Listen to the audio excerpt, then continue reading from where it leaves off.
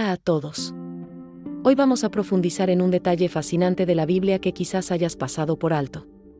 La mayoría de las personas conocen la historia de Noé y su increíble arca, que salvó a innumerables animales de la extinción durante el gran diluvio. Sin embargo, ¿alguna vez has notado un hecho peculiar?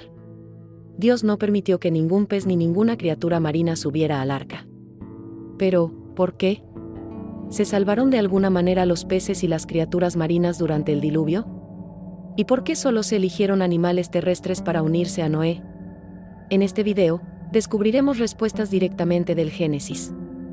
Desde las instrucciones específicas de Dios a Noé hasta cómo las tradiciones judías categorizan a los animales, obtendrás conocimientos más profundos sobre este aspecto de la historia que a menudo se pasa por alto, y tal vez incluso descubras un mensaje profundo detrás del plan divino de Dios. Si este intrigante detalle despierta tu curiosidad, asegúrate de suscribirte a nuestro canal y activar las notificaciones. Al hacerlo, te mantendrás conectado con nosotros mientras exploramos más historias cautivadoras y lecciones ocultas de la Biblia. Ahora, comencemos nuestro viaje para descubrir los extraordinarios secretos escritos en las Escrituras. Las instrucciones de Dios a Noé acerca del arca revelan una omisión interesante: los peces y otras criaturas marinas no estaban incluidos entre los animales que debían ser salvados. En Génesis 6:7, cuando Dios anunció su plan de destruir la tierra mediante un gran diluvio, especificó que la humanidad, junto con los animales, las criaturas que se arrastran y las aves del cielo, serían exterminados debido a que se arrepintió de haberlos creado. Sin embargo, las criaturas acuáticas estuvieron notablemente ausentes de este plan de destrucción. Varios versículos del Génesis ofrecen una idea de por qué los peces y las criaturas marinas podrían no haberse visto afectados por el diluvio.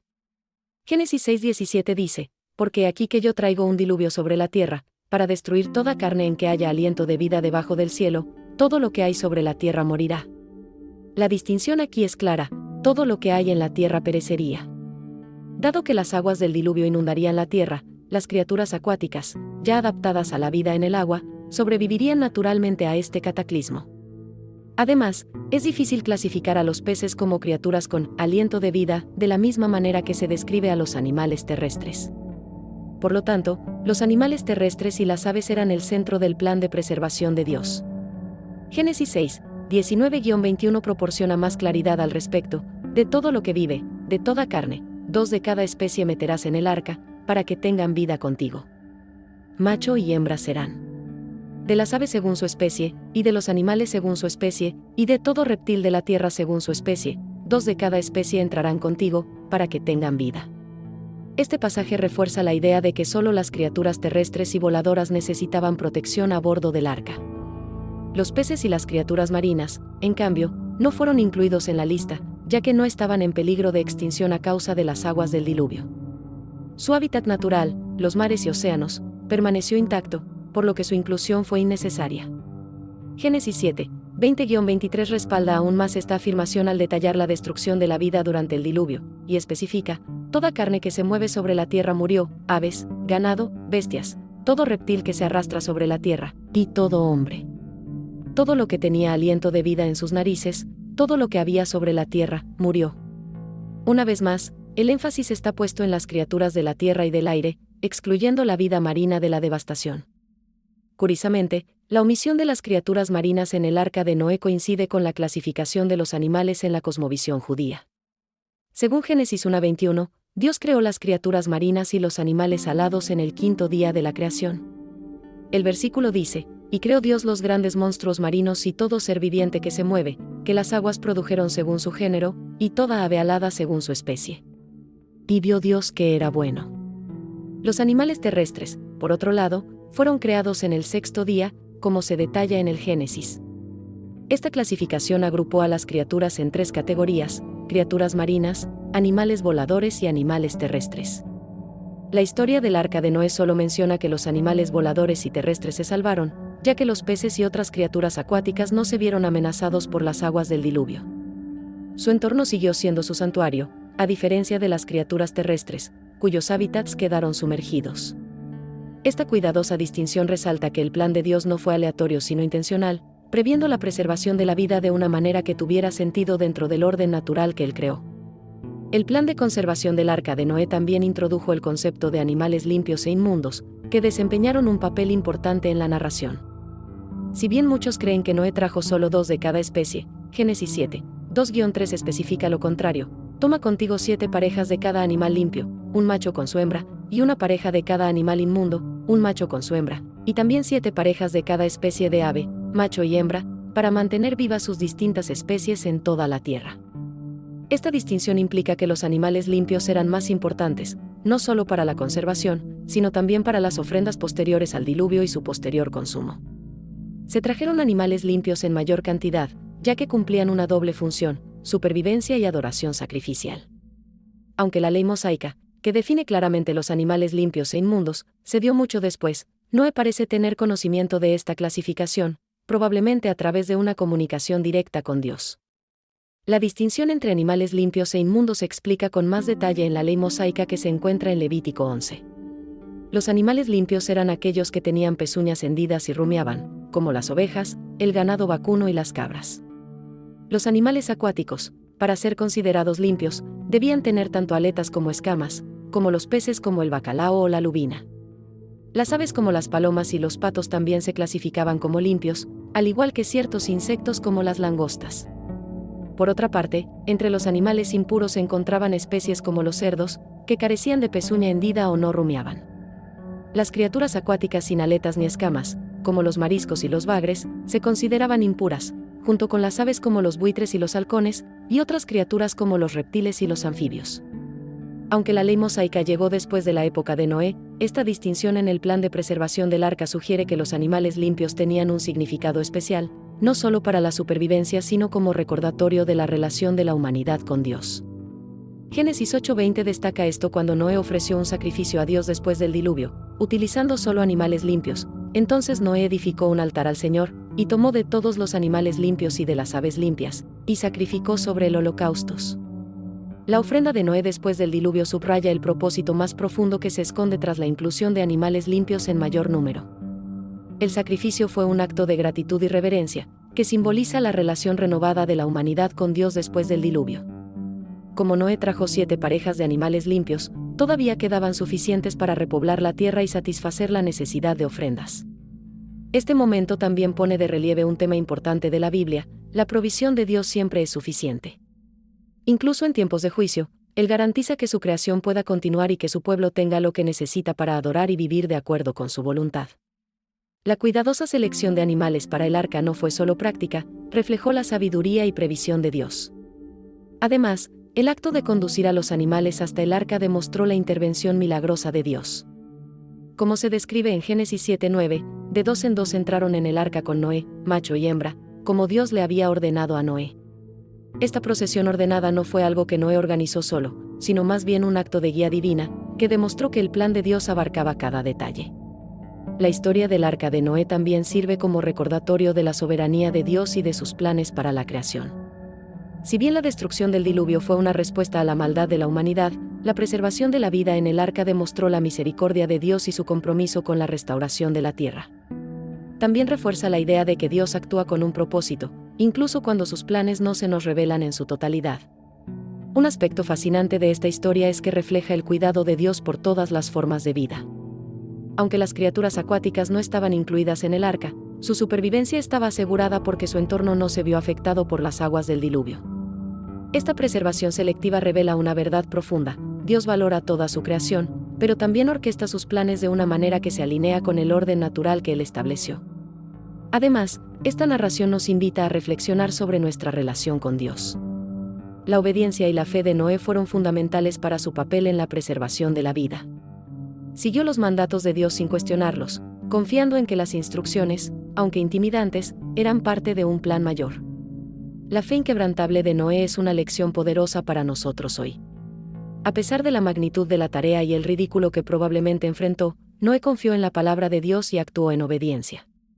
Génesis 6:22 destaca esta fidelidad: Noé hizo todo tal como Dios le ordenó.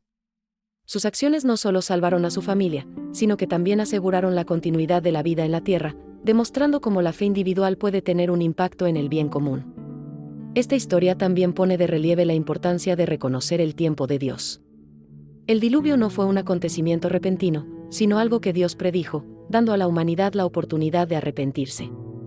Lamentablemente, la corrupción del mundo había llegado a un punto sin retorno. La obediencia de Noé contrasta marcadamente con la desobediencia de su generación, y sirve como recordatorio de que alinearse con la voluntad de Dios a menudo requiere ir en contra de las normas sociales. Al reflexionar sobre la historia de Noé, vemos un profundo paralelismo con nuestra vida actual. El arca simboliza seguridad y salvación, y ofrece una visión de la promesa de Dios de liberar a quienes permanecen fieles. Es un llamado a confiar en su plan, incluso cuando no entendemos completamente los detalles.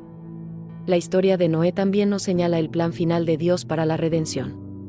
Así como el arca proporcionó la salvación física para Noé y su familia, prefigura la salvación espiritual ofrecida a través de Jesucristo. El diluvio limpió la tierra de la corrupción, de manera muy similar a como el sacrificio de Cristo limpia a la humanidad del pecado. En ambos casos, Dios demuestra su deseo de restaurar lo que se ha roto y crear un nuevo comienzo. Jesús mismo hace una comparación entre los días de Noé y el tiempo antes de su regreso. En Mateo 24, 37-39, dice: como fue en los días de Noé, así será la venida del Hijo del Hombre. Porque en los días antes del diluvio la gente comía y bebía, se casaba y daba en casamiento, hasta el día en que Noé entró en el arca, y no sabían lo que había de suceder hasta que vino el diluvio y se los llevó a todos.